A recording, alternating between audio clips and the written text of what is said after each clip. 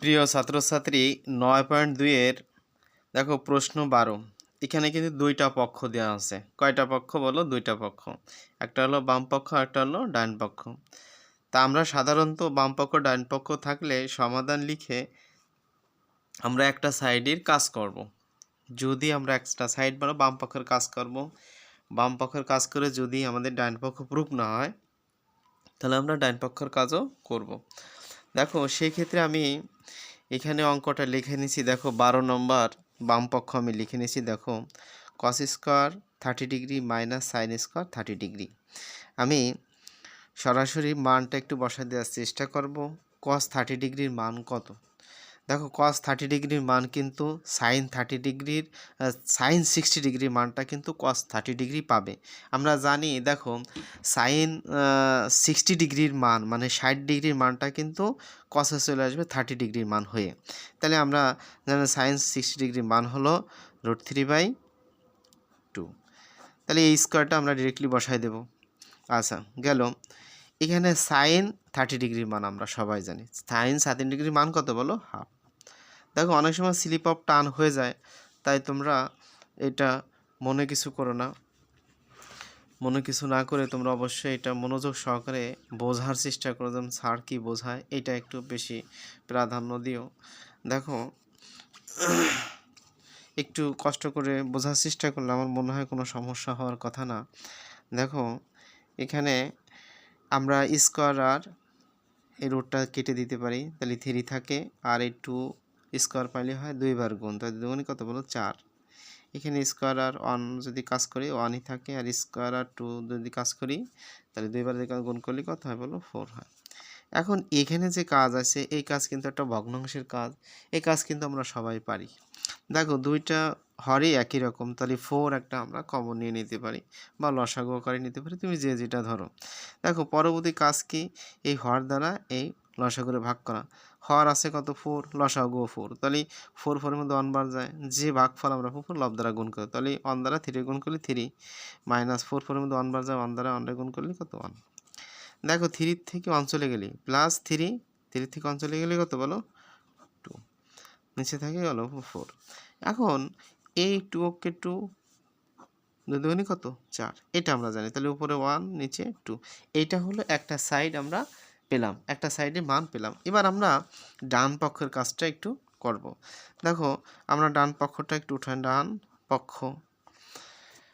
ডান পক্ষ আমাদের আছে কি? cos 60 degree. কি বলো? cos 60 degree. দেখো এই cos 60 ডিগ্রির মানটা কি? দেখো cos 60 ডিগ্রির মান, cos যদি 60 ডিগ্রির মানটা কোনটা আসবে? সাইন 30 ডিগ্রি মান চলে। সাইন 30 ডিগ্রি মান কত বলো? হাফ। সাইন 30 ডিগ্রি মান কত? হাফ। তাহলে আমরা এখানে সাইন 30 ডিগ্রি মান হাফ দিতে পারি। তাহলে আমরা লিখতে পারি যে বাম পক্ষ এবং ডান পক্ষ প্রমাণিত। কি বলো? বা দেখানো হলো, আমরা কথাটা লিখতে পারি। অতএব এখানে এই মানটা সম্পূর্ণ অঙ্কটা আমরা দেখাই দিতে পারি বা দেখানো হলো যে কস, একটু খেয়াল করতে পারছো কিনা জানি না, যে cos square 30 degree sine square 30 degree সমান আবার কস 60 ডিগ্রি।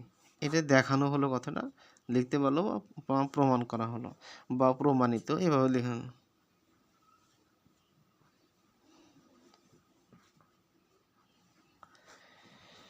দেখানো হলো বা প্রমাণিত একইভাবে দিতে পারো, যে ডাইন পক্ষ এবং বাম পক্ষ কি সেম, বা বাম পক্ষ ডাইন দুইটা পক্ষে কাজ করে, বা দেখানো হলো বাম পক্ষের কাজ করছি ডাইন পক্ষের সাথে পুরো ডাইন পক্ষের কাজ করছি বাম পক্ষের কাজ করে, দুইটাই কি সেম আছে রেজাল্ট, তাই দেখানো হলো কথাটা আমরা লিখে দিতে পারি। দেখো এখানে কে কতটুকু বস্তু জানি না, আমি একটু দ্রুত অঙ্ক করে দিচ্ছি, কারণ এখানে অঙ্কটার মান তোমাদের বের করা দেয় নেই। কারণ এখানেই কেন বের করে দেয় নেই, যে মানটার কাজ ছোট কাজ, এই জন্য। আর মনে থাকারই কথা, দেখো সাইন সাধারণত তোমরা জানো যে সাইন 0 ডিগ্রি মান 0, 30 ডিগ্রি মান হাফ, 45 ডিগ্রি মান 1/√2, আর 60 ডিগ্রি মান কত? √3/2, আর 90 ডিগ্রি মান কত? 1।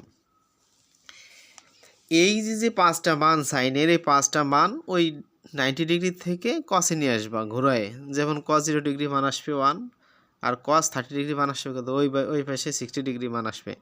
তাহলে √3/2 আর 45° মান কিন্তু সে জায়গায় থাকবে, 45° মান সে জায়গায় থাকবে, এর চেঞ্জ হবে না।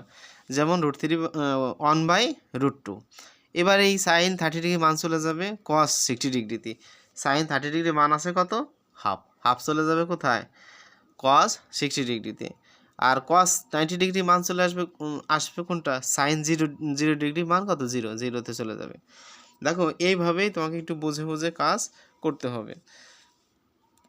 তা বেস্ট অফ লাক, ভালো থাকো আর একটু ভালোভাবে পড়াশোনা করো। আমি ইনশাল্লাহ প্রত্যেকটা অঙ্ক তোমাদের মূল যত বইয়ের অঙ্ক আছে, ঠিক আছে, সব অধ্যায় মূল মানে যে কটা অধ্যায় আছে অঙ্ক বই গুরুত্বপূর্ণ সবই আমি দিয়ে দেবো ইনশাল্লাহ। আর তোমাদের পরিসংখ্যান বলো, জ্যামিতি বলো, এগুলো তো সহজ কাজ।